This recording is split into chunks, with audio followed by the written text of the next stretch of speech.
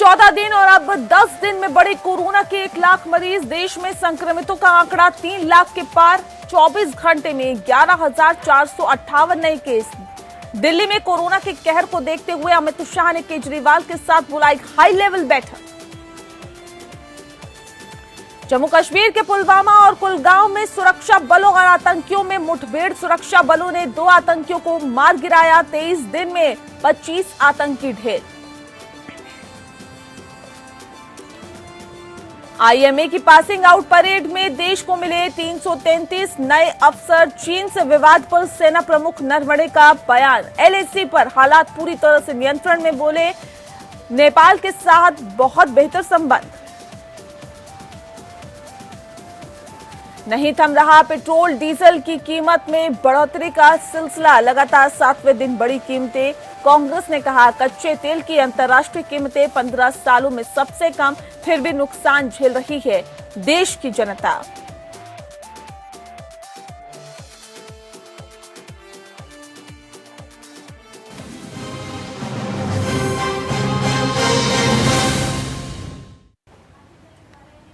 नमस्कार, आप देख रहे हैं स्पेशल एडिशन और मैं हूं आपके साथ नेहा दुबे।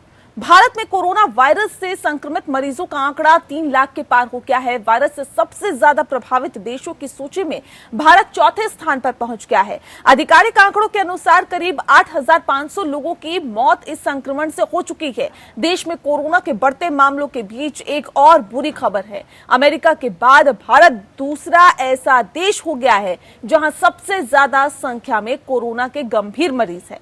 मतलब ऐसे मरीज जो वेंटिलेटर या फिर ऑक्सीजन सपोर्ट के सहारे हैं।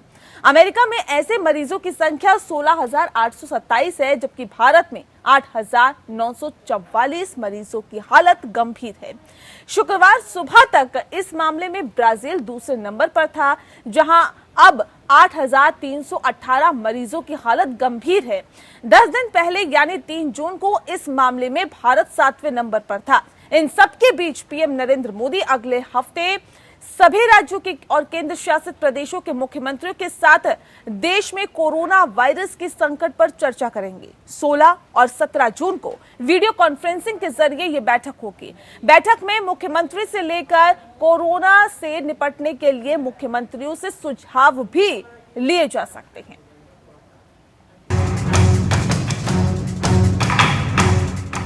भारत में कोरोना महामारी ने बेहद गंभीर रुख अख्तियार कर लिया है। देश में कोरोना वायरस तेजी से पांव पसार रहा है। इसका अंदाजा इसी से लगाया जा सकता है कि महज 10 दिनों में ही संक्रमितों का आंकड़ा 3 लाख के पार हो गया, जबकि इससे पहले 1 लाख से 2 लाख तक का आंकड़ा पार करने में 14 दिन का वक्त लगा था। भारत में 30 जनवरी को कोरोना वायरस का पहला मामला सामने आया था। इसके बाद संक्रमितों का आंकड़ा 1 लाख पार होने में 100 दिन से ज्यादा का वक्त लगा था। 18 मई को यह आंकड़ा 1 लाख के पार पहुंचा था। इसके साथ ही भारत उन देशों की सूची में शामिल हो गया था जहां कोरोना संक्रमितों का आंकड़ा 1 लाख के पार हो गया। फिलहाल देश में 4 लॉकडाउन के बाद अब अनलॉक 1 की प्रक्रिया जारी है। अनलॉक 1 के दौरान आम लोगों और कारोबारियों को कई तरह की छूट दी गई है, ताकि अनलॉक से प्रभावित आर्थिक गतिविधि को गति मिल सके। लेकिन जिस तरह दिनों दिन कोरोना वायरस के मामले बढ़ रहे हैं, उसने सरकार और लोगों की चिंता बढ़ा दी है। अब भारत कोरोना से सबसे ज्यादा प्रभावित देशों की सूची में चौथे नंबर पर पहुंच गया है। माना जा रहा है कि इसी को देखते हुए प्रधानमंत्री नरेंद्र मोदी अगले हफ्ते सभी राज्यों और केंद्र शासित प्रदेशों के मुख्यमंत्रियों के साथ देश में कोरोना वायरस के संकट पर चर्चा करेंगे। 16 और 17 जून को वीडियो कॉन्फ्रेंसिंग के जरिए ये बैठक होगी। बैठक में पीएम मोदी सभी राज्यों से उनके यहाँ कोरोना से उत्पन्न स्थिति को लेकर रिपोर्ट मांग सकते हैं। जिस तरह से अनलॉक 1 में ज्यादातर प्रदेशों में कई प्रतिबंधों में रियायत दी गई है, उससे पैदा हुई स्थिति को लेकर भी चर्चा की जा सकती है। साथ ही मुख्यमंत्रियों से कोरोना से निपटने के लिए सुझाव भी मांगे जा सकते हैं। देश की राजधानी दिल्ली और महाराष्ट्र वायरस के प्रहार से सबसे ज्यादा प्रभावित है। यहाँ जिस तरह से संक्रमितों की संख्या में इजाफा हो रहा है, उसने यहाँ के मुख्यमंत्रियों को चिंता में डाल दिया है। महाराष्ट्र में मरीजों की संख्या 1 लाख को पार कर गई है। दिल्ली में भी स्थिति भयावह बनी हुई है। दूसरी तरफ गुजरात भी कोरोना वायरस का दंश झेल रहा है। यहाँ मरीजों की संख्या में कमी नहीं आ रही है। ऐसे में माना जा रहा है कि बैठक में पीएम मोदी इन 3 राज्यों में कोरोना से निपटने के लिए एक अलग योजना बना सकते हैं। घनी आबादी वाले दिल्ली और मुंबई सबसे ज्यादा प्रभावित है। यहाँ अस्पतालों पर बहुत ज्यादा दबाव है। दिल्ली में स्थिति विशेष रूप से गंभीर है क्योंकि यहाँ की आम आदमी पार्टी सरकार का अनुमान है कि जुलाई के अंत तक यहाँ कोरोना के मामलों में 20 गुना बढ़ोतरी होगी और ये 5.5 लाख तक पहुँच सकते हैं। इसके साथ ही स्वास्थ्य ढांचा बिल्कुल भी तैयार नहीं है। दिल्ली में कोरोना वायरस के बढ़ते मामलों को लेकर गृह मंत्री अमित शाह ने रविवार को उच्च स्तरीय बैठक बुलाई है। इस बैठक में दिल्ली के मुख्यमंत्री अरविंद केजरीवाल के साथ ही केंद्रीय स्वास्थ्य मंत्री डॉक्टर हर्षवर्धन, एम्स के डायरेक्टर रणदीप गुलेरिया, दिल्ली के उपराज्यपाल अनिल बैजल सहित गृह मंत्रालय के दूसरे अधिकारी भी शामिल होंगे। उधर देश में वित्तीय राजधानी मुंबई का भी बुरा हाल है। यहां अब तक 2000 से ज्यादा लोगों की जान जा चुकी है। माना जा रहा है कि पीएम की मुख्यमंत्रियों के साथ बैठक में इन राज्यों पर सख्ती बढ़ाने पर विचार किया जा सकता है, क्योंकि जिस तरह से अनलॉक 1 में मिली छूट के बाद संक्रमण में इजाफा हो रहा है, वो इस बात की ओर इशारा कर रहा है कि फिर से सख्ती को बढ़ाया जा सकता है। पंजाब ने कोविड-19 के बढ़ते मामलों को देखते हुए इस बात का फैसला किया है कि वह अपने राज्य में सख्ती बढ़ाएगा। ऐसे में अन्य राज्यों के मुख्यमंत्री भी प्रधानमंत्री के साथ इस विषय पर चर्चा कर सकते हैं। फिलहाल महाराष्ट्र सरकार ने प्राइवेट लैब में किए जा रहे कोरोना टेस्ट की फीस को कम कर दिया है। राज्य के स्वास्थ्य मंत्री राजेश टोपे ने शनिवार को बताया कि फीस 4,500 रूपए से 2,200 रूपए कर दी गई है। घर से सैंपल लेने पर 2,800 रूपए फीस देनी होगी। कोविड-19 की वजह से देश में मेट्रो, रेलवे और अन्य यातायात सुविधाओं का सीमित ढंग से संचालन हो पा रहा है। ऐसे में माना जा रहा है कि इस विषय पर विभिन्न राज्यों के मुख्यमंत्री और प्रधानमंत्री के बीच चर्चा हो सकती है। वर्तमान में ट्रेनों का संचालन भी सीमित संख्या में हो रहा है। ऐसे में ट्रेनों के संचालन को लेकर भी मंथन हो सकता है। सोशल मीडिया सहित लोगों के बीच इस बात को लेकर चर्चा तेज है कि लॉकडाउन को फिर से बढ़ाया जा सकता है। कहा जा रहा है कि 15 जून के बाद लॉकडाउन को बढ़ाया जाएगा। हालांकि केंद्र सरकार ने इस बात को खारिज कर दिया है और कहा है कि लॉकडाउन को लेकर कोई भी चर्चा नहीं हुई है। माना जा रहा है कि इस विषय पर भी पीएम मोदी मुख्यमंत्रियों के साथ चर्चा कर सकते हैं। उधर कांग्रेस सांसद राहुल गांधी ने एक बार फिर लॉकडाउन को लेकर सरकार को घेरा है। राहुल ने ट्विटर पर 4 ग्राफ पोस्ट किए हैं, जिसमें दिख रहा है कि लॉकडाउन के चारों फेज में कोरोना के केस बढ़े। राहुल ने कोट किया कि बार बार एक ही पागलपन करते हुए अलग अलग नतीजों की उम्मीद की जा रही है। इससे पहले राहुल ने शुक्रवार को सरकार पर भी निशाना साधा था।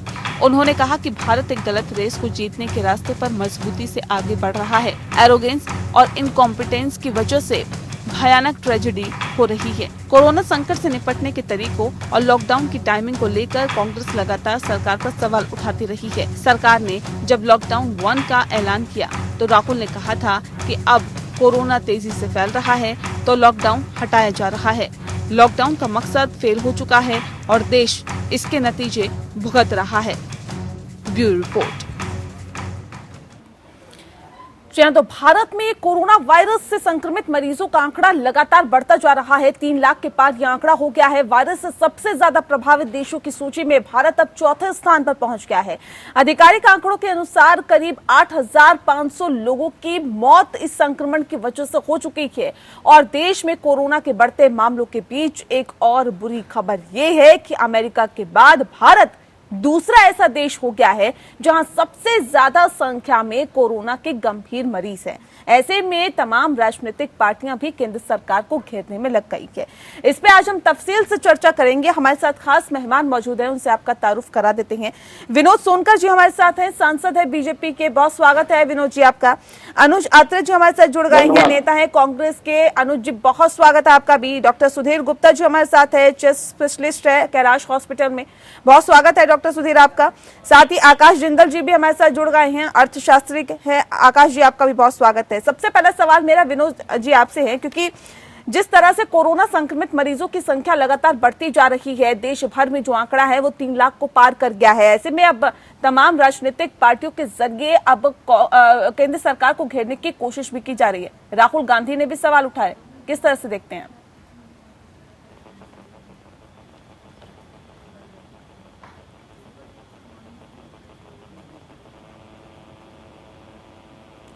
विनोद जी आवाज मिल पा रही है आपको?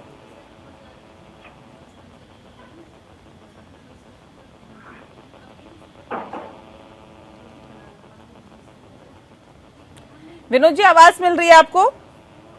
अब आपकी आवाज मिली है। ठीक है। सवाल इस बात को लेकर है कि एक तरफ कोरोना संक्रमित मरीजों की संख्या बढ़ती जा रही है, दूसरी तरफ राहुल गांधी इस पर सवाल उठा रहे हैं। कह रहे हैं कि पहले जब लॉकडाउन नहीं करना चाहिए था तब तो कर दिया, और अब जब करना चाहिए तब हटा रहे हैं।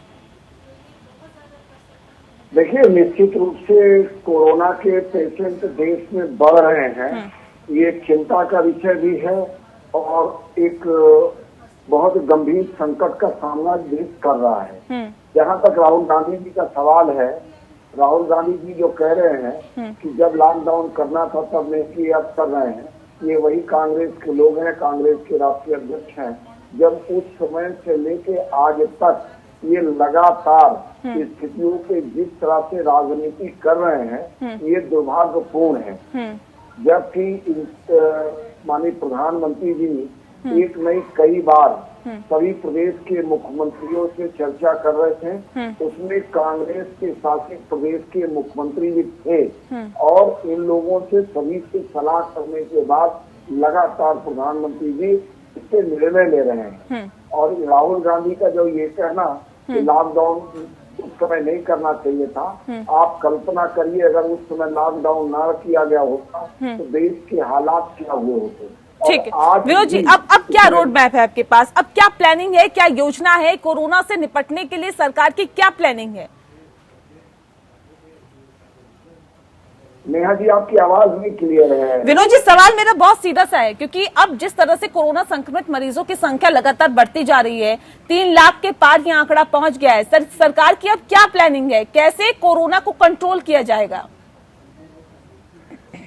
देखिए, कोरोना से निपटने के लिए सरकार लगातार काम कर रही है और लगातार जो समय समय पे निर्णय लेना चाहिए उस निर्णय को ले रही है। कोरोना के साथ साथ देश को चलाना भी है, उसको लेके माननीय प्रधानमंत्री जी के नेतृत्व में लगातार प्रदेश के मुख्यमंत्रियों से चर्चा करके, देश के बुद्धिजीवियों से चर्चा करके जो निर्णय लेना चाहिए लिया जा रहा है। लेकिन जैसा कि आप जान रही हैं कि कोरोना जैसी महामारी और इतना बड़ा देश जहाँ पे हमारे लोग स्वास्थ्य के प्रति इतने जागरूक नहीं होते हैं, वैसी स्थिति में इससे संघर्ष कठिन है। लेकिन निश्चित रूप से ये भरोसा रखिए कि माननीय प्रधानमंत्री जी के नेतृत्व में हम लोग इस लड़ाई को जीतेंगे। ठीक है। अनुज आत्रे जी, लगातार बीजेपी के नेताओं की तरफ से ये कहा जा रहा है कि वक्त वक्त पर फैसले लिए जा रहे हैं, वक्त वक्त पर सही कदम उठाए जा रहे हैं, फिर राहुल गांधी क्या राजनीति कर रहे हैं इस मुद्दे पर भी? देखिए, ये बहुत ही दुखद है और बहुत ही जो है शर्मनाक। इस कोरोना पेंडेमिक के समय भी जो है अगर विपक्ष देश में कोई सरकार को कोई सलाह देता है और अगर किसी भी प्रकार का कोई सुझाव दिया जाता है तो उसको राजनीति का नाम दिया जाता है, तो सोचना उससे बड़ी कोई बात। क्या हमारे देश में लोकतंत्र में क्या विपक्ष का बिल्कुल ही ये सरकार मौजूदा क्या चाहती है कि विपक्ष की आवाज को बिल्कुल खत्म कर दिया जाए? देखिए, इससे पहले की सरकारें नहीं, विपक्ष को पूरा मान सम्मान दिया जाता था, सरकारें बैठ के विपक्ष के नेताओं की सलाह मानती थी, क्योंकि लोकतंत्र में विपक्ष ही सबसे ज्यादा वो एक ऐसा माध्यम होता है जो जनता से सबसे नजदीक होता है, जनता की आवाज को आगे तक पहुंचाता है। और आज जब ये कोरोना पैंडेमिक के समय में हमारी कांग्रेस पार्टी आज देश में सबसे बड़ी विपक्ष का दल है और हमारी राष्ट्रीय अध्यक्ष सोनिया जी ने पहले दिन ही केंद्र सरकार को और तमाम राज्य सरकारों को बोल दिया था कि कांग्रेस पार्टी हर मोर्चे पर हर निर्णय के साथ सरकार के साथ खड़ी है, हम मदद करने को भी तैयार हैं और आपके हर निर्णय के साथ खड़े हैं। लेकिन अगर कहीं कोई चूक हो रही है और कहीं कुछ कमियां रह रही हैं और हमारे देशवासियों को उस कमियों की वजह से जूझना पड़ रहा है, तो क्या हम लोग आंख बंद करके बैठ जाएं, अपना मुंह बंद करके बैठ जाएं, सरकार से वार्तालाप न करें, सरकार को कुछ सलाह ना दे? सरकार को सलाह देना क्या कोई अपराध हो गया हमारे देश में? आज हमारे सांसद महोदय बोल रहे हैं यहाँ पे कि राहुल जी ने जो है लॉकडाउन के ऊपर प्रश्न उठाए। देखिए, बिल्कुल उठाए राहुल जी ने प्रश्न, लेकिन प्रश्न क्या उठाया उसको तो समझ लीजिए। आज आप लोग तमाम भारतीय जनता पार्टी के लोग नीचे से लेके ऊपर तक उस बात का उपहास उड़ाना, उस बात का माहौल उड़ाने में तो लोग व्यस्त हो जाते हैं कि किस प्रकार से बात की धज्जियां उड़ाई जाए, लेकिन बात की गंभीरता नहीं लेंगे। राहुल जी ने कहा था कि जब लॉकडाउन करना चाहिए था तब सरकार ने लॉकडाउन नहीं किया। देखिए, WHO ने जो है जनवरी को जो है इसको हेल्थ इमरजेंसी डिक्लेयर कर दी थी पूरे विश्व में कि कोरोना पैंडेमिक को लेकर के हेल्थ इमरजेंसी 30 जनवरी को डिक्लेयर कर दी और 12 फरवरी को राहुल गांधी जी ने केंद्र सरकार से को चेताया था कि साहब हमारे देश में कोरोना ने दस्तक दे दी है, पूरे विश्व में महामारी का रूप ले रहा है, आप सचेत हो जाइए और इसको ध्यान दीजिए। लेकिन हमारी जो केंद्र की सरकार की जो राजनीतिक दल है, जो सबसे बड़ा दल है, वो व्यस्त थे अपने, कहीं ना कहीं मध्य प्रदेश की कांग्रेस की सरकार गिरा के वहां शिवराज चौहान जी की सरकार बनानी थी, एमएलए खरीदने थे, और उसके बाद अहमदाबाद में जो है नमस्ते ट्रंप का कार्यक्रम करना था, उस चीजों में व्यस्त थी और इन तरफ ध्यान नहीं दिया गया। जाकर के 24 मार्च में जो है लॉकडाउन किया गया। देखिए हमने कहा कोई बात नहीं, आप कर दीजिए, लॉकडाउन कर देना था, लेकिन विश्व में पहला देश हमारा ऐसा बन गया है भारत कि जहां पर केसेस बढ़ रहे हैं, 24 मार्च को लॉकडाउन किया गया था, तब के केस देख लीजिए, और जब ये अनलॉक करने की स्थिति आई है तो हम देखिए आज विश्व में दूसरे नंबर पर आ गए और हम लोग आज अनलॉकिंग मोड पर आ गए। चलिए ठीक है, लॉकडाउन करना था तब लॉकडाउन नहीं किया। ठीक है आकाश जिंदल जी, स्थिति भयावह हो रही है तो सरकार अपनी नीति पर स्पष्ट करे कि लॉकडाउन तब करना चाहिए और अनलॉक तब करना चाहिए जब केसेस कम थे, तब लॉकडाउन करना चाहिए था, और आज केसेस बढ़ रहे हैं तो अनलॉक करने के पीछे क्या मंशा है, देशवासी को जानने का अधिकार तो है उसके। अगर आपसे प्रश्न पूछा जाता है तो आपको क्या किस प्रकार की। ठीक है सर, लौटेंगे आपके पास। आकाश जिंदल जी, क्या हम उस स्थिति में हैं, क्या देश अब उस स्थिति में है अर्थव्यवस्था के लिहाज से कि अगर एक बार फिर से लॉकडाउन अभी किया जाता है तो उसे ठीक ढंग से हम झेल लेंगे? देखिए बड़ा इंटरेस्टिंग आपने क्वेश्चन पूछा है। देश की अर्थव्यवस्था की बात कहें तो मेरी organisation Aakash Jindal dot in का साफ मानना है, इकोनॉमी इस समय दुनिया में किसी भी कंट्री की सही नहीं चल रही है। Same is the position with India. RBI governor has himself said that the GDP may grow into negative initially. Barclays, Moody's 0% GDP growth की बात कर रहे हैं, अनएम्प्लॉयमेंट बहुत हाई है। उसके अलावा ILO जो कि UN बॉडी है वो कह रहा है 40 crore Indian workers could enter into deeper into poverty because of this lockdown. तो इकोनॉमी की सिचुएशन तो अच्छी नहीं है, बट बात वही आ जाती है कि आज क्या हम कोरोना को टैकल कर पा रहे हैं। अब यहाँ मैं कोई किसी पॉलिटिकल पार्टी की बात नहीं करूंगा, सेंटर में बीजेपी है तो स्टेट्स के अंदर कुछ में कांग्रेस भी है, बीजेपी भी है, तो I am not talking about any political party, but as a country हम कोरोना को टैकल नहीं कर पा रहे हैं। आज सच्चाई ये है, केसेस बढ़ते जा रहे हैं, पीपल आर डाइंग, लोगों के अंदर पैनिक बढ़ता जा रहा है। तो अब चॉइस हमारे सामने क्या है कि whether to save the economy और life, this is the choice. Situation is very bad in the country, whether my politician friends like to accept it or not, that's a different story, but situation is alarming and we are not able to tackle this situation. That's the reality which we have to accept and admit. तो ऐसे में what do we need to do? मेरे हिसाब से आज दिल्ली, मुंबई और Chennai 3 cities जहां पे इंटेंसिफाई हो रहा है वहां लॉकडाउन होना चाहिए and there should be a lockdown for at least 14 days, क्योंकि मेरे हिसाब से सबसे प्रेशियस एसेट है हमारा। इकोनॉमिस्ट होते हुए कह रहा हूं आपको, I am a man who would understand rupee and economy much better than everybody else and who would have more love for rupee and economy in comparison with anybody else. मैं ये कह रहा हूं कि आप लॉकडाउन कीजिए, क्योंकि सबसे कॉस्टली एसेट है हमारा ह्यूमन कैपिटल, ह्यूमन लाइफ। जिंदगियों को बचाना है, जिंदगी बची रहेगी, पैसा कमाने का मौका आगे चल के मिल जाएगा।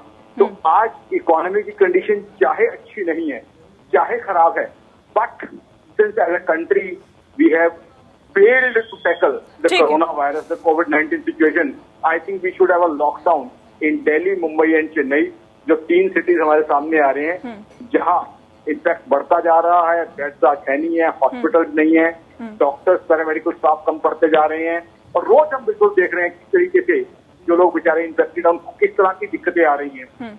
किसी को हॉस्पिटल में एडमिशन नहीं मिल रही, कोई नेग्लिजेंस का शिकार हो रहा है, किसी को वो गाइड करने वाला नहीं है। ठीक है सर, ठीक है सर, ओवरऑल ठीक है सर, आपके पास फिर लौटेंगे। डॉक्टर सुधीर, सवाल इस बात को लेकर भी है, क्या अब हम उस स्थिति में हैं कि अगर इसी तरह से सब चीजें चलती रही, अगर इसी तरह से लोगों की आवाजाही होती रही, अगर इसी तरह से लोग बाहर निकलते रहे और इसी तरह से जो ये आंकड़ा है वो बढ़ता रहा, तो क्या हम उस स्थिति में हैं कि हर व्यक्ति को उपचार मिल पाए, कोरोना संक्रमित मरीज जो है वो एडमिट हो पाए, उसको बेड मिल पाए, उसको स्वास्थ्य सुविधाएं मिल पाए? क्या अभी उस स्थिति में है और क्या आने वाले वक्त में उस स्थिति में हम रहेंगे? अगर केसेस इसी तरह से बढ़ते रहे तो डेफिनेटली हम उस स्तर पर नहीं है कि हम हर व्यक्ति को इलाज दे पाए। अगर हम अपने को कंपेयर करते हैं विकसित देशों के साथ, अमेरिका, इटली, जहाँ की हेल्थ फैसिलिटीज बहुत अच्छी मानी जाती है और जहाँ पे माना जाता है कि लगभग हर व्यक्ति को हर समय मेडिकल सहायता उपलब्ध रहती है, पर उनका हाल देखें तो वो भी इतने तैयार नहीं थे कि एकदम से केस आए उनको सहायता दे पाए। हर व्यक्ति को वो भी सहायता नहीं दे पाए और कहीं ना कहीं उनकी हेल्थ व्यवस्था भी, हेल्थ सिस्टम भी चरमरा गया। तो यहाँ पर जब हम कहते हैं कि हमारे पास बेड की कमी है, डॉक्टर की कमी है, चिकित्सकों की कमी है, स्टाफ की कमी है, तो यहाँ पे भी व्यवस्था चरमरा जाएगी। तो हमारा मकसद ये नहीं होना चाहिए कि हम इसको लॉकडाउन को एक्सटेंड करते हैं या नहीं करते, मैं उस विषय में नहीं जाना चाहूंगा। मेरा मकसद सिर्फ इतना है कि जो नंबर ऑफ केसेस आ रहे हैं वो इस तरीके से आना चाहिए कि हमारा जो हेल्थ सिस्टम है उसको कैटर कर सके, यानी कि थोड़े थोड़े करके आते रहे, उस तक हमारी कैपेसिटी बढ़ती रहे, उनको कैटर करने की कैपेसिटी बढ़ती रहे, हमारे पास आइसोलेशन बेड हो, हमारे पास अवेलेबल मैन पावर हो, वेंटिलेटर्स हो, और उस तरह से अगर ये मैच करता है तो बहुत अच्छी बात है। अगर लेकिन उस तरह से मैच नहीं करता और हेल्थ फैसिलिटीज से कहीं ज्यादा बढ़कर केसेज आ जाते हैं तो डेफिनेटली कहीं ना कहीं ये समस्या जरूर आएगी, आज नहीं तो कल ये समस्या जरूर आएगी कि हम उनको मेडिकल फैसिलिटी नहीं दे पाएंगे। और जहां तक रही बढ़ते नंबरों की बात, तो उसको हम दो तरीके से देख सकते हैं। एक है एब्सोल्यूट नंबर, जैसे कि अभी आज हम 3 लाख के ऊपर चले गए हैं, तो देखा जाए तो बहुत ज्यादा नंबर है, 3 लाख कम केसेस नहीं है, हम चौथे नंबर पर आ गए हैं और बहुत ही ज्यादा है। लेकिन पॉपुलेशन के हिसाब से देखें तो पर मिलियन पॉपुलेशन के हिसाब से अभी भी हम कंट्रोल में हैं। और दूसरी चीज है ग्रोथ रेट, कि किस तेजी से हम बढ़ रहे हैं। ग्रोथ रेट अगर हम देखें तो लगातार कम हो रही है। जहाँ पहले हमारा डबलिंग रेट जो 10 दिन का था, वो अब डबलिंग रेट लगभग 7 दिनों का, जो 7 डेज रोलिंग एवरेज हम मान के चलें, ताकि रोज रोज के जो ऊपर नीचे के होते हैं उनको एवरेज आउट किया जा सके। तो 7 डे एवरेज जो रोलिंग डबलिंग रेट है वो करीब करीब 17 और 18 दिन के बीच में आ चुकी है। तो इससे ये लगता है कि जो ग्रोथ रेट है वो कम हो रहा है। और अभी परसों ही अपने साथ हुआ था कि एक बार जो रिकवर्ड पेशेंट्स हैं, जो ठीक हो चुके पेशेंट्स हैं, उनका नंबर जो एक्टिव पेशेंट्स हैं उनसे ज्यादा हो गया है। तो अगर यही ट्रेंड चलता रहा तो अगले कुछ समय में, शायद महीने में, 2 महीने में, हम लोग इस स्थिति पे आ जाएंगे जहाँ पे एक्टिव केसेस जो है वो और बढ़ने रुक जाएंगे, उतने ही होंगे जितने रिकवर्ड होंगे, और उसको हम प्रॉपर्ली कैटर कर पाएंगे। बिल्कुल, आने वाले वक्त में और ज्यादा भयावह स्थिति हो जाएगी। विनोद जी, सवाल इस बात को लेकर है कि जब भारत में लॉकडाउन हुआ था तो सर उसी के साथ 6 देशों ने और लॉकडाउन किया था, वहां पर केसेस जो है वो कोरोना के कम हुए हैं, लेकिन आखिर कहाँ खामी, कहाँ कमी रह गई कि यहाँ पर जो केसेस है वो लगातार बढ़ते जा रहे हैं?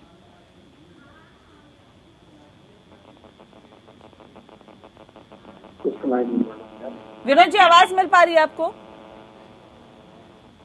हेलो जी, आवाज मिल पा रही है सर आपको? हाँ, आप बोले, आपकी आवाज आ रही है, बोले। जी सर, सवाल इस बात को लेकर है कि जब भारत में लॉकडाउन हुआ था, जब ये ऐलान हुआ था कि ये लॉकडाउन हम कर रहे हैं, तब उसी वक्त, उसी दिन आप 6 देशों ने और लॉकडाउन किया था। सर वहां पर जो कोरोना संक्रमित मरीज हैं उनकी संख्या घटी है, लेकिन भारत में बढ़ी है। कहाँ खामी, कहाँ कमी आप देखते हैं, क्यों ऐसा हुआ? देखिए, आपको इस बात को समझना पड़ेगा कि इसको संख्या में देखने के बजाय प्रतिशत में देखना पड़ेगा। हमारे साथ जिन देशों ने लॉकडाउन किया था वहाँ की आबादी कितनी है, उनके कितने प्रतिशत लोगों ने संक्रमित हुए, और हमारी आबादी के कितने प्रतिशत लोग संक्रमित हुए। मैं अनुज जी से बात कहना चाह रहा था, जैसा कि कह रहे थे कि विपक्ष राजनीति नहीं करेगा तो क्या करेगा। आप राजनीति करिए, लेकिन ये राजनीति का वक्त नहीं है, ये वक्त है सकारात्मक राजनीति का, सकारात्मक सहयोग का, सकारात्मक सुझाव का। आज अगर मैं राजनीति गुजरात का नाम ले रहे थे, आज 3 लाख में 1 लाख केवल महाराष्ट्र का है, और उस 1 लाख महाराष्ट्र जहाँ पर है वहाँ पर इनकी और इनके सहयोग से चलने वाली सरकार है। तो अगर ये राजनीति है, ये वक्त राजनीति का नहीं है। चाहे वो महाराष्ट्र हो, चाहे वो गुजरात हो, चाहे देश का कोई हिस्सा हो, अगर कोरोना बढ़ रहा है इसको हमको सकारात्मक सुझाव की राजनीति करनी चाहिए। इस समय सकारात्मक राजनीति करने का वक्त नहीं है। आप सोचिए, जिस समय देश में लॉकडाउन हुआ, जिस समय देश में कोरोना संकट आया, आपके पास पीपीई किट नहीं होते थे, आपके पास वेंटिलेटर नहीं होते थे, आपके पास जो जरूरी चीजें हैं फेस कवर वो तक नहीं था। लेकिन ये देश के प्रधानमंत्री के नेतृत्व में जिस तरह से संघीय ढांचे का उपयोग करके, सर आपने पीपीई किट बना दी, सर आपने तमाम चीजें बना दी जिसका आप अभी जिक्र कर रहे थे, मानते हैं, आपकी बात से इत्तेफाक रखते हैं, लेकिन सर लोगों को जब इलाज ही नहीं मिल पा रहा, जब लोगों को स्वास्थ्य सुविधाएं नहीं मिल पा रही है, तो इन तमाम तरह की चीजों का क्या मतलब उनके लिए, क्या मायने, मुझे बताइए। देखिए नेहा जी, आपको इसको इस रूप में समझने की जरूरत है। ये संकट पूरे दुनिया के लिए नया है। जिस तरह से कोरोना के सामने आज दुनिया के बड़े नहीं, आप मानते हैं कि लॉकडाउन लगाने के बाद एक मुकम्मल वक्त मिला सर आपको तैयारियां करने का, एक मुकम्मल वक्त मिला आपको तैयारियां करने का। आप क्या बेहतर तैयारियां कर पाए? बिल्कुल तैयारी कर पाए। आप नेहा जी कल्पना करिए कि अगर हम तैयारी न कर पा रहे होते तो आज पीपी किट में हम आत्मनिर्भर न होते, आज हम वेंटिलेटर में आत्मनिर्भर न होते। सर आप आत्मनिर्भर की बात कर रहे हैं, स्वास्थ्य सुविधाएं नहीं मिल पा रही, वो लोग कहाँ जाए? देखिए नेहा जी, आपका कहना सही है, लेकिन जरा आप दुनिया पर नजर डालिए। जो बड़े से बड़े विकसित देश हैं, आज इस कोरोना संकट सर जान जहान दोनों को बचाने की बात कर रहे हैं।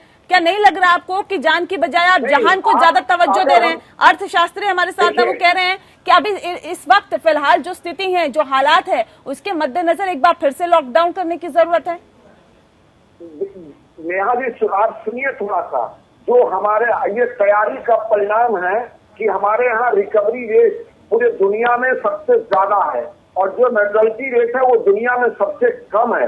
ये अगर हमारी तैयारी नहीं होती, सुविधाएं न दी गई होती तो ये आंकड़ा जो आज आपको देखने को मिल रहा है वो न मिल पाता। लेकिन ये बात ठीक है कि कोरोना महामारी जिस तरह बढ़ रही है उस हिसाब से अभी बहुत कुछ करने की जरूरत है। माननीय प्रधानमंत्री जी लगातार प्रदेश की सरकारों से संपर्क में हैं और तो ये यही प्रदेश की सरकारें हैं जिन्होंने माननीय प्रधानमंत्री के मीटिंग में कहा था कि कहाँ लॉकडाउन करना है, कहाँ रेड जोन करना है, कहाँ ऑरेंज जोन करना है, कहाँ ग्रीन जोन करना है, यह अधिकार प्रदेश को देना चाहिए। और माननीय प्रधानमंत्री जी ने ये प्रदेशों को दिया और प्रदेश के जो लोग हैं उनको तय करना चाहिए कि क्या करना है, कितना करना है, कब करना है। ठीक है अनुज अत्रे जी, प्रदेश में आपकी भी सरकारें हैं सर, मुख्यमंत्री जब प्रधानमंत्री से मुलाकात करेंगे वीडियो कॉन्फ्रेंसिंग के जरिए, क्या कुछ मुद्दे हैं जिनको उठाया जाएगा? देखिए, इससे पहले भी प्रधानमंत्री जी ने वीडियो कॉन्फ्रेंसिंग के जरिए तमाम जो है प्रदेश के मुख्यमंत्रियों से बैठक की है और अपने हिसाब से सुना सबकी है, लेकिन निर्णय अपने हिसाब से नहीं है और उसी हिसाब से प्रधानमंत्री जी निर्णय लेंगे, क्योंकि वो मन की बात करने के लिए अपने जब से 2014 से उन्होंने सत्ता संभाली है तो सबको मालूम है वो अपने मन की बात करते हैं और बात जरूर करते हैं, लेकिन जब निर्णय होता है उसके अपने मन की बात करते हैं।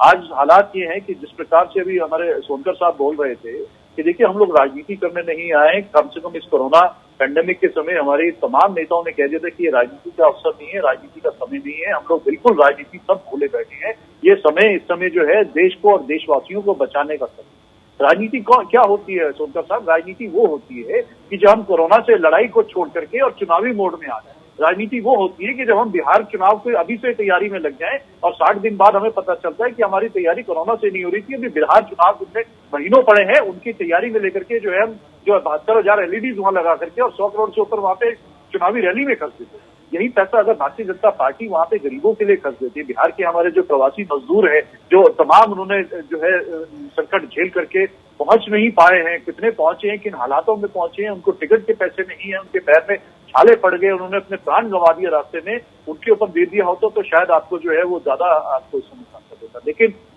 बिहार और बंगाल दिख रहा है तो राजनीति आप जानते हैं, भली बात ही देश देख रहा है कि कौन कर रहा है। हमने तो कोई अभी तक राजनीति ना बयान दिया ना राजनीतिक चुनाव कोई किसी प्रकार की कोई रैली की है, लेकिन हम आपके पास समय समय पर जो निश्चित तौर पर सरकार को चेताते रहेंगे। जब देश पर संकट आएगा तो निश्चित तौर पर चेताते रहेंगे। आज हमारे ऊपर देश के ऊपर कोरोना महामारी का संकट तो है ही। अभी एटीएन न्यूज की रिपोर्ट में हमने देखा कि हम लोग निश्चित तौर पे जो कैसे देखिए कितनी तेजी से दूसरे नंबर पर पहुंच गए हैं, जो कि बहुत ही दुर्भाग्यपूर्ण हमारी जो पोजीशन आ रही है कि देश विश्व में दूसरे नंबर पर पहुंच गए हैं इस कोरोना पेशेंट जो गंभीर संक्रमण वाले पेशेंट के मामले में। आज हालात ये है कि हम लोग चारों तरफ से अपने पड़ोसियों के देशों की तरफ से भी हम लोग गिर चुके हैं। चाइना हमारे ऊपर लगातार कब्जे आगे कदम बढ़ाता जा रहा है। उधर छोटा सा देश नेपाल, जिससे हमारे हमेशा से आजादी से पहले से लेकर के और आज तक हमारे मैत्रीपूर्ण संबंध अगर किसी सबसे ज्यादा रहे हैं तो चाइना नेपाल। आज नेपाल जैसा देश भी जो है हालात ये हो गई कि हम लोग इतने वो कमजोर समझने लग गया नेपाल भारत को कि नेपाल भी कहता है कि वो हमारी जमीन जो है हमको अपने नक्शे में दिखाता है और हम लोग चुप बैठे हैं। कोई देश के हमारे प्रधानमंत्री है, कोई केंद्र सरकार की बिल्कुल इन तमाम दिक्कतों से निपटने की जरूरत है, लेकिन यहाँ पर कोरोना काल जिस तरह से है और कोरोना का संकट जिस तरह से है, आकाश जिंदल जी, अर्थव्यवस्था का संकट भी उसी तरह से यहाँ पर देखा जा रहा है। ऐसे में फिच की बात करें या S&P की बात करें, ये तमाम ऐसी एजेंसियां हैं जिन्होंने ये अनुमान जताया है कि 2021 से 2022 में भारत की अर्थव्यवस्था बेहतर नहीं बल्कि काफी बेहतर होगी, यानी कि 8.5 से 9.5% तक रह सकती है। ऐसे में क्या आपको लगता है उसके लिए अब किस किस तरह के कदम उठाने की जरूरत है? अगर दूसरी तरफ देखिए, क्योंकि कोरोना का भी काल चल रहा है। देखिए, कदम तो ये बहुत जरूरी उठाने हैं कि सबसे पहले मैं फिर रिटरेट करूंगा कि जिंदगियों को बचाया जाए। सबसे पहले अगर इकोनॉमी को स्ट्रॉन्ग करना है तो सबसे पहले लाइफ को बचाया जाए। अगर ह्यूमन कैपिटल रहेगी तो इकोनॉमी चल पड़ेगी, तो इकोनॉमी चलेगी। तो उसके लिए मेरा सजेशन है कि मैन्युफैक्चरिंग बेस इंडिया में शिफ्ट किया जाए। अभी चाइना की बात कर रहे थे हमारे मित्र, चाइना का, let me update my friends, there is a lot of aversion in the global world against China. China को लेके मेरी ऑर्गेनाइजेशन आकाशचंद्र.in ने काफी डिटेल स्टडी की है। यूएस डोनाल्ड ट्रंप साहब कई बार चाइना पे सवाल खड़े कर चुके हैं। यूरोप हो, ऑस्ट्रेलिया हो, चाइना को लेके नेगेटिविटी सब जगह है। तो ऐसे में इंडिया के पास मौका है एक बहुत बड़ा मैन्युफैक्चरिंग हब बनने का। मैन्युफैक्चरिंग हम यहाँ पे शिफ्ट कर सकते हैं, मैन्युफैक्चरिंग को हम यहाँ ग्रो कर सकते हैं और मैन्युफैक्चरिंग को हम बढ़ा सकते हैं, बिकॉज अल्टीमेटली इकोनॉमी हमारी बाउंस बैक करेगी। मानता हूँ कि हमारे प्रधानमंत्री मोदी साहब पे मैं एज एन इकोनॉमिस्ट कहूंगा पूरा हमें विश्वास है, बहुत अच्छे प्राइम मिनिस्टर हैं, तो इकोनॉमी को बाउंस बैक करा सकते हैं, इकोनॉमी ग्रो कर सकती है। बट हमें जो एडवांटेज मिली है हमें ग्लोबल वर्ल्ड में, उसका फायदा उठाना चाहिए। कोरोना की वजह से जहां तमाम तरह की नेगेटिविटीज, तमाम तरह की तकलीफें हमारे सामने आई हैं, वहीं एक सिल्वर लाइनिंग भी है कि चाइना आज की तारीख में किसी भी कंट्री का फेवरेट नहीं है। तो ऐसे में हिंदुस्तान फॉरेन डायरेक्ट इन्वेस्टमेंट ले सकता है, बड़ी मैन्युफैक्चरिंग इकोनॉमी के रूप में उभर सकता है और 2021-22 में बाउंस बैक कर सकते हैं। You are right Priya ji, in 2021 and 22 our economy GDP growth can grow at fast pace, because उसको बेस इफेक्ट का फायदा भी मिलेगा। जब इस साल जीडीपी ग्रोथ बहुत कम होगी तो अगले साल वो ग्रोथ के नंबर्स ज्यादा शो करेंगे। डॉक्टर सुधीर गुप्ता, एक बड़ा रोड़ा क्या इस बात को लेकर भी इसमें नहीं आ रहा है? क्योंकि कोरोना की अगर हम बात करें, कोरोना टेस्ट के लिए जब व्यक्ति जाता है तो उसका अगर सिम्टम्स होते हैं या नहीं भी होते हैं तो कोरोना जो टेस्ट है वो हर कोई अफोर्ड नहीं कर पा रहा है इस वक्त पे। अगर हम देखें, प्रवासी मजदूरों की बात करें या फिर ऐसे लोगों की बात करें जो लगभग 5,000 का टेस्ट अफोर्ड नहीं कर सकते हैं, उनके लिए महाराष्ट्र सरकार ने 2,200 रुपए का टेस्ट कर दिया है, यानी कि कोरोना का जो टेस्ट है वो 2,200 रुपए का होगा महाराष्ट्र में। क्या इस तरह की पहल पूरे देश में नहीं की जानी चाहिए डॉक्टर सुधीर? कोरोना टेस्ट की कीमत को लेकर बहुत सारी दिक्कतें हैं। जो 45 रुपए का टेस्ट है, लगभग 5 रुपए का टेस्ट है, तो ये बिल्कुल आपके पास चाहिए कि हर कोई अफोर्ड नहीं कर सकता। लेकिन अगर आंकड़े देखें तो जो ज्यादातर टेस्ट में वो अभी सरकारी लैब में हुए हैं, जहाँ की ये टेस्ट निःशुल्क उपलब्ध है, और जो प्राइवेट लैब्स हैं वहाँ पे इतने टेस्ट नहीं हो रहे जितने होने चाहिए। तो उनकी कैपेसिटी लगभग आधी से करीब यूटिलाइज हो रही है और जो सरकारी लैब्स है वो ओवरलोड हो रही है। तो इसमें कहीं ना कहीं सरकार को कुछ ऐसी पहल करनी चाहिए। और जैसे महाराष्ट्र सरकार ने बोला है कि इतने में टेस्ट कर दीजिए, लेकिन साथ में ये भी ध्यान रखना होगा कि उनकी जो टेस्ट की कीमत है, जो कॉस्ट है, वो निकलनी चाहिए। जैसे इस साल लैब ने कहा था कि हम इसको टेस्ट को कॉस्ट टू कॉस्ट कर देंगे, कोई प्रॉफिट नहीं रखेंगे, और ऐसे कैसे किस सस्ती हो जाती है, उसमें मैन पावर कॉस्ट सस्ती हो जाती है, कुछ ऐसा तरीका निकलता है जिससे टेस्ट की कीमत कम की जा सके। तो मैं नहीं समझता किसी भी लैब पर टेस्ट की कॉस्ट कम करने में कोई दिक्कत होनी चाहिए। लेकिन ये सब कुछ निर्भर करता है कि उसे किट कितने की आती है, उसके ऊपर होने वाला खर्चा कितना है, और उसको किस तरह से मैन पावर कॉस्ट कितनी है, पीपीई किट कितने की होती है। ये सब बहुत सारे फैक्टर इसमें जुड़े हुए हैं। कई जगह से तो इस तरह की भी खबरें निकल के सामने आई है कि जो लोग अफोर्ड कर सकते हैं वो करवाने गए टेस्ट, लेकिन वहां पर टेस्ट नहीं हो रहे। राजधानी दिल्ली की ही अगर हम बात कर ले। लेकिन एक सवाल यहाँ पे विनोद सोनकर जी आपसे है, अब प्रवासी मजदूरों पर सर बहुत राजनीति हुई, बहुत सियासत भी हुई कि इस बीच हमने देखा कि उत्तर प्रदेश में किस तरह से बस पर सियासत हुई, कांग्रेस बीजेपी पर आरोप लगाती रही, बीजेपी कांग्रेस पर आरोप लगाती रही, तमाम छीटाकशी का दौर चलता रहा, आरोप प्रत्यारोप का दौर चलता रहा। लेकिन इस बीच सबसे अहम सवाल इस बात को लेकर है कि सर प्रवासी मजदूर तो गए, किस तरह से उद्योग धंधे चलेंगे, इसके लिए अब सरकार के पास क्या कुछ प्लानिंग है? क्योंकि एमएसएमई सेक्टर को अब ग्रो करना बहुत जरूरी हो जाता है। ऐसे में अर्थव्यवस्था में बेहतरी के लिए 20 लाख करोड़ का पैकेज तो दे दिया गया, लेकिन अब आगे की क्या प्लानिंग है?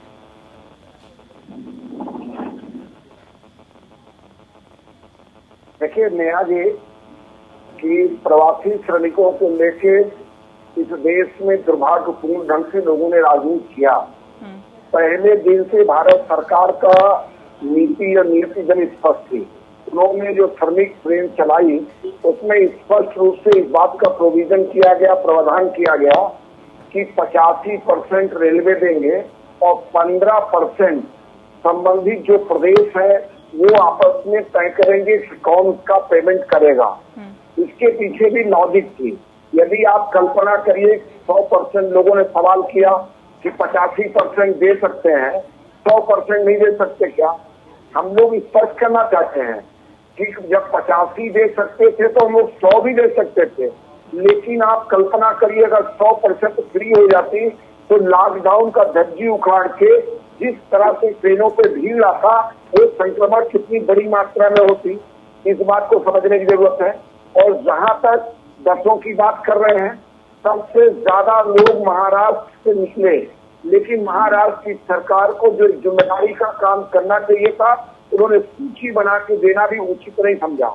और मैं एक आपके चैनल के माध्यम से एक बात अवश्य कहना चाहूंगा कि एमएसएमई को हम दोबारा खड़ा करना चाहते हैं और देश के यशस्वी प्रधानमंत्री जी ने 3 लाख करोड़ रुपए का पैकेज भी दिया इसको एमएसएमई को खड़ा करने के लिए। लेकिन महाराष्ट्र में पिछले लंबे समय से ये प्रवासी मजदूरों के साथ जो इनका भेदभाव रवैया रहा, जिसके कारण हमेशा वहाँ पे क्राइम रेट बढ़ जाए तो कहेंगे कि ये उस नॉर्थ इंडिया के लोग हैं, प्रवासी श्रमिक की वजह से हो रहा है। अगर वहाँ किसी प्रकार की पानी का संकट आ जाए तो बोलेंगे। अब शायद देश में पहली बार अवसर है कि महाराष्ट्र को पता लगेगा और देश के अन्य हिस्सों में जो उत्तर भारत के लोग, चाहे उत्तर प्रदेश और बिहार के जो गरीब मजदूर जाते थे काम करते नहीं, ये तो मानेंगे ना विनोद जी एक सेकेंड, ये तो मानेंगे ना कि प्रवासी मजदूरों को कहीं ना कहीं सरकार की नीतियों की वजह से भी दिक्कतों का सामना करना पड़ा, क्योंकि फैसले लिए गए वो स्पष्ट ही नहीं रहे, जिसकी वजह से वो कंफ्यूजन में रहे।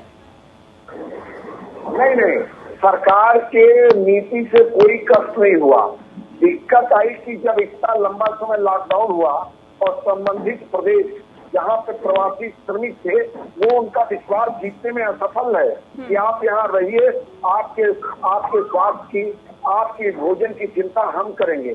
जब प्रवासी श्रमिकों में इस बात का भ्रम फैला कि जिस प्रदेश को बनाने में हमने अपना खून पसीना सब लगा दिया और आज इस संकट की घड़ी में जिस तरह से दिल्ली की सरकार ने, महाराष्ट्र की सरकार ने लोगों प्रवासी श्रमिकों में अफवाह फैला के उनको एक तरह से साजिश करके भगाने का काम किया, जिसके कारण वो उनके में घबराहट पैदा हुई, उनके अंदर भगदड़ पैदा हुई। ठीक है अनुज यात्रा जी, सवाल ठीक है सर, ठीक है सर, लौटेंगे आपके पास। अनुज यात्रा जी, सवाल इस बात को लेकर भी है कि जिस बात का जिक्र अभी विनोद सोनकर जी कर रहे थे कि कहाँ खामी रह गई सर कि महाराष्ट्र में, एक देश में भी कई देशों में भी 1 लाख के पार आंकड़ा नहीं पहुंचा है, यहाँ तो सिर्फ महाराष्ट्र में ही पहुंच गया। लेकिन निश्चित तौर पे हम केवल महाराष्ट्र की बात तो करें, हम पूरे देश की बात करते हैं। पूरे देश में हालात भयावह स्थिति, जिस प्रकार से कोरोना पैंडेमिक का जो है देश भर में जो है मिसहैंडलिंग हुई। आज मैं आभारी हूँगा माननीय गृह मंत्री अमित शाह जी का, जिन्होंने 4 दिन पहले इस चीज को स्वीकार किया है कि कोरोना पैंडेमिक को संभालने में जो है सरकार जो है नाकामयाब, सरकार की बहुत बड़ी फेलियर उन्होंने स्वीकार किया है। कर लेना चाहिए, लोकतंत्र में कोई बुराई नहीं है। जनता का दिल बहुत कर रहा है। माननीय गृह मंत्री जी ने कहीं पर इस बात को स्वीकार नहीं किया और आप ये बात कैसे कह सकते हैं कि महाराष्ट्र की बात करिए? क्यों मुझे सोनकर साहब बोलने दीजिए। मैं दुनिया के कई देश हैं। नहीं देखिए, आप इस डिस्कशन को जिस ऊंचाई पे ले जाना वहां ले जाइए। अनुज जी, ये शोभा नहीं देता। क्यों महाराष्ट्र को छोड़ा जाए? जब आप देश के सरकार से आरोप लगा रहे हैं 3 लाख का डेटा इसका होता है और उसमें 1 लाख केवल महाराष्ट्र का होता है, तो दुनिया के कई देशों में 1 लाख का डेटा नहीं प्राप्त किया है। तो आप ये नहीं कह सकते कि महाराष्ट्र को छोड़िए। और दूसरी बात आप ये जो कह रहे हैं कि माननीय अमित शाह जी ने स्वीकारा है, कहाँ स्वीकारा है? गलत बयानबाजी आप मत करिए यहाँ पर। नहीं, देखिए, निश्चित तौर पे मैं एक बहुत जिम्मेदारी के साथ कह रहा हूँ, सुनकर साहब, अगर मैं यहाँ कह रहा हूँ और ये राष्ट्रीय चैनल के इस पे लाइव प्रोग्राम में कह रहा हूँ, तो अमित शाह साहब ने बिल्कुल एक्सेप्ट किया है कि गवर्नमेंट फेल्ड ऑन कोविड-19, और ये तमाम अखबारों में और तमाम मीडिया में इस चीज को खबर छपी है। शायद आपको जानकारी ना हो तो कहीं तो मैं अभी प्रोग्राम खत्म होने के बाद आपको भेज दूंगा। मैं सब जगह ये आई है कि अमित शाह साहब के लिए बयान था कि सरकार फेल हुई है। आप ये अच्छा, मैं आपसे पूछना चाहता हूँ, आप बता दीजिए, चलिए आप अभी इस चीज को आप जो है उनको डिफेंड कर रहे हैं, बता दीजिए कि अमित शाह जी ने सर मुद्दे पे आ जाइए। ठीक है सर, सुन लीजिए थोड़ा सा, आपके समय में बीच में नहीं बोलता हूँ, जरा सुन लीजिए। सुन लेते हैं सर, सुन लेते हैं। क्या आज आप इस चीज को स्वीकार नहीं करते हैं क्या सोनकर साहब? एक आप नहीं, आप सवाल पे आइए ना सर। महाराष्ट्र में सरकार की फेलियर नहीं है क्या? महाराष्ट्र में जो सरकार है उसका फेलियर नहीं है क्या कोरोना को कंट्रोल करने में? देखिए, निश्चित तौर पे महाराष्ट्र में भी सबसे ज्यादा मामले हैं, महाराष्ट्र के साथ गुजरात में भी सबसे मामले हैं। आप स्वीकार करते हैं कि फेलियर है? आप स्वीकार करते हैं कि फेलियर है? मैं बोलता रहा हूँ, आपको मैं गिना रहा हूँ। अकेले हम महाराष्ट्र को क्यों फेल माने? क्या हम गुजरात को फेल नहीं मानेंगे? क्या हम दिल्ली जो देश की राजधानी है, जहाँ पर केंद्र सरकार के भी तमाम जो है नेता सब यहाँ पर रहते हैं और दिल्ली की अपने सरकार भी अलग है, क्या यहाँ पर फेल नहीं हुए? कहाँ फेल नहीं हुए? हम बताएं, कौन से राज्य में हम कामयाब हुए हैं? क्या उत्तर प्रदेश में लगातार मामले नहीं बढ़ रहे हैं? क्या उत्तर प्रदेश में लगातार इस प्रकार के मामले सामने नहीं आते कि यहाँ पर लोगों के टेस्ट नहीं हो पा रही है, जांच नहीं हो रही है, जांच के साथ साथ इलाज नहीं हो रहा है, हॉस्पिटल्स में ट्रीटमेंट नहीं है, दवाएं नहीं है, बेड नहीं है, लोग पहुंचते हैं, मरीज पहुंचते हैं। आप बताएं, कौन सा ऐसा राज्य है जहाँ पर हम कह सकते हैं कि जो है पूरे देश भर में, भारत देश अगर हमारा एक तरह से देखा जाए तो हम लोग जो है कोरोना को मात देने में कहीं कामयाब हुए हैं? लगातार हम लोग जो है, आज आपने ही दिखाया है कि जो है दूसरे नंबर पर आ गए हैं और गिनती वाइज देखें तो विश्व में चौथे नंबर पर आ गए। तो हम कहाँ फेल नहीं हुए? कौन से राज्य में हम, कौन से देश में, पूरे देश में हम देखें जो है, अखंड भारत को देखें तो हम कहाँ फेल नहीं हुए? बिल्कुल। तो यानी कि आप भी मानते हैं ना सर, चाहे सरकार, चाहे राज्य में कांग्रेस की हो, चाहे बीजेपी की हो, कांग्रेस की हो, बीजेपी की हो, कोरोना को कंट्रोल करने में कामयाब नहीं हुई। आप मानते हैं ना अनुज जी? चाहे बीजेपी की हो चाहे कांग्रेस की। आज देश की, कल हमारे देश के सुप्रीम कोर्ट ने जो है दिल्ली की सरकार को लताड़ा है कि किस तरह के हालात हो रहे हैं। सरकार झूठ बोलती है कि अस्पतालों में बेड खाली है और मरीज बेडों के लिए परेशान घूम रहे हैं, लोगों को भर्ती नहीं किया जा रहा, इलाज नहीं ढूंढा जा रहा, और सरकार आंकड़े छुपा करके इस प्रकार से बोल रही है कि पलंग खाली पड़े। इसी प्रकार से तमाम हाई कोर्ट में, चाहे हमारे गुजरात की हाई कोर्ट हो या और भी अन्य प्रदेशों की हाई कोर्ट हो, सब में हाई कोर्ट ने प्रश्न उठाया, सरकार से पूछा है कि क्या हालात हुए? क्या आपने अहमदाबाद में नहीं देखा? किस प्रकार से सूरत में नहीं देखे? आपको मामले नहीं दिखे? अब यहाँ पर मैं वही बोल रहा हूँ कि राजनीति करने का समय नहीं है। मैं किसी का दोष आरोपण करने के लिए नहीं बैठे हैं। ये समय पैंडेमिक है, इस समय देश में हमारे, और बहुत ही गंभीर समस्या है। आज हालात ये है कि हम लोगों को एकजुट होकर के समस्या से लड़ना होगा। आपस में लड़ने से काम नहीं होगा। लड़ने के लिए बहुत समय पड़ा है, लड़ लेंगे आपस में, राजनीति कर लीजिएगा आपस में जब करना। जब बिहार में चुनाव आएंगे तब लड़ लीजिएगा, जब बंगाल में चुनाव आएंगे तब लड़ लीजिएगा। आज राज्यसभा की सीटों में सब जो भारतीय जनता पार्टी तमाम विधायकों को खरीदने में लगी हुई है, तोड़ने में लगी हुई है, छोड़ दीजिए काम। एक आधी सीट अगर आप तो जो खाते में नहीं आनी है वो नहीं आएगी तो कहीं नहीं आपकी सरकार बिगड़ेगी। ये बाद में कर लीजिएगा, लेकिन समय इस बात का है कि आज देश की जनता को जिस प्रकार से हम जूझ रहे हैं, आज हम हर मोर्चे पे, अर्थव्यवस्था के मोर्चे पे फेल हो रहे हैं। सरकार लगातार बीते 6 दिन से, ठीक है सर, ठीक है, लौटेंगे सर आपके पास। आकाश जी सवाल इस बात को लेकर, अर्थव्यवस्था की भी हम लगातार बात कर रहे हैं, जिक्र कर रहे हैं। अनुज जी लौटेंगे आपके पास सर, लौटेंगे। आकाश जी सवाल इस बात को लेकर है कि जो मजदूर, जो प्रवासी मजदूर वापस अपने गृह राज्य पहुंच गए हैं, जाहिर तौर पे उनका 2 या 6 महीने में लौटना तो यहाँ पर संभव नजर नहीं आ रहा, क्योंकि कोरोना को एक तरफ कंट्रोल करने में भी अभी पूरी तरह से हमें कामयाबी हासिल नहीं हो रही है। कोरोना लगातार उसके जो मामले हैं बढ़ते जा रहे हैं। ऐसे में डर और भय और जिस तरह से जो हालात और जो स्थितियां बन गई थी उसकी वजह से जो प्रवासी मजदूर गए थे वो वापस तो अभी लौट के नहीं आने वाले। लेकिन ऐसे में अर्थव्यवस्था को पटरी पर लाना कितना जरूरी है, कितनी चुनौती है और किस तरह की दिक्कतें फिलहाल आने वाली है? देखिए, अर्थव्यवस्था को पटरी पे लाना बहुत बहुत जरूरी है, क्योंकि आज कंट्री के पास टैक्सेस नहीं आ रहे। चाहे सेंट्रल गवर्नमेंट हो चाहे स्टेट गवर्नमेंट, टैक्सेस की कलेक्शन बहुत कम हो गई है। और जब तक टैक्सेस और पैसा नहीं होगा, सरकारी इंफ्रास्ट्रक्चर चाहे रेलवे हो चाहे हॉस्पिटल्स हो, उनको चलाने के लिए पैसा नहीं आएगा। तो इकोनॉमी चलनी बहुत जरूरी है, ताकि टैक्स कलेक्शन होगा, उसी से सरकार के खर्चे चलेंगे, और सरकार चल पाएगी। तो इकोनॉमी को साथ साथ चलाना हमारे लिए बहुत जरूरी है। बट बात वही आ जाती है कि क्या कोरोना को एज अ कंट्री हम टैकल कर पाए हैं। अभी हमारे साथ दोनों मित्र बैठे हुए हैं, बीजेपी से बैठे हुए हैं, कांग्रेस से बैठे हुए हैं। आज सेंटर में बीजेपी है। महाराष्ट्र की बात करें तो वहां कांग्रेस जो है सरकार का हिस्सा है। बट आज दुख की स्थिति ये है, एज एन इकोनॉमिक सिटीजन कहूंगा, दिल्ली और मुंबई दोनों में केसेस बढ़ते जा रहे हैं। और हम कर क्या रहे हैं? We are doing politics so much. क्या ये समय है राजनीति करने का? क्या ये समय है एलिगेशंस और काउंटर एलिगेशंस लगाने का या जान बचाने का? राजनीति बहुत मौकों पे मैंने जो है कई सालों से डिबेट पे, टीवी चैनल पे, तमाम पे रहा हूं, बहुत मौकों पे डिबेट राजनीति होती देखी है। But is it time to levy allegation and counter allegation या सोल्यूशन निकालने का? आज हम अगर राजनीति के ऊपर अपना पूरा टाइम लगा देंगे एलिगेशन और काउंटर एलिगेशन के ऊपर कि किसने क्या कमी रखी, तो कोरोना का सोल्यूशन कौन निकालेगा? तो मैं तो हाथ जोड़ के, दोनों हाथ जोड़ के अपने नेता मित्रों से प्रार्थना करूंगा कि कृपया करके इस समय राजनीति ना करें, एलिगेशन और काउंटर एलिगेशन ना लगाएं। इस समय कंट्री की जानें बचानी है।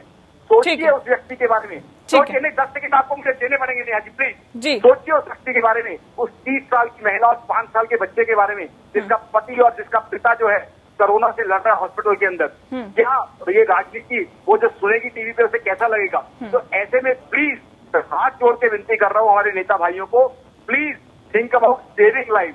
Allegation and counter allegation, we have many topics where we can levy allegation and counter allegation.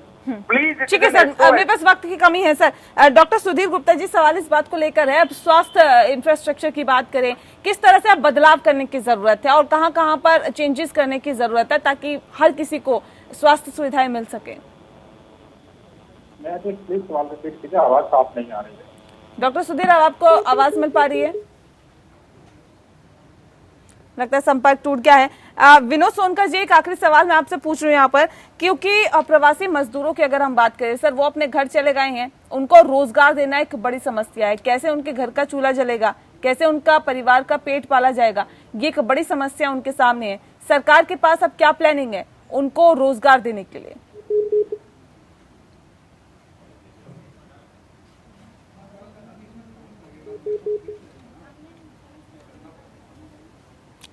लगता है चलिए आवाज नहीं पहुंच पा रही है। बहुत शुक्रिया आप सभी मेहमानों का हमारे साथ इस खास चर्चा में शामिल होने के लिए। दरअसल जिस तरह से कोरोना का कहर लगातार बरप रहा है, देश भर में जो कोरोना संक्रमित मरीज है उनकी संख्या लगातार बढ़ती जा रही है।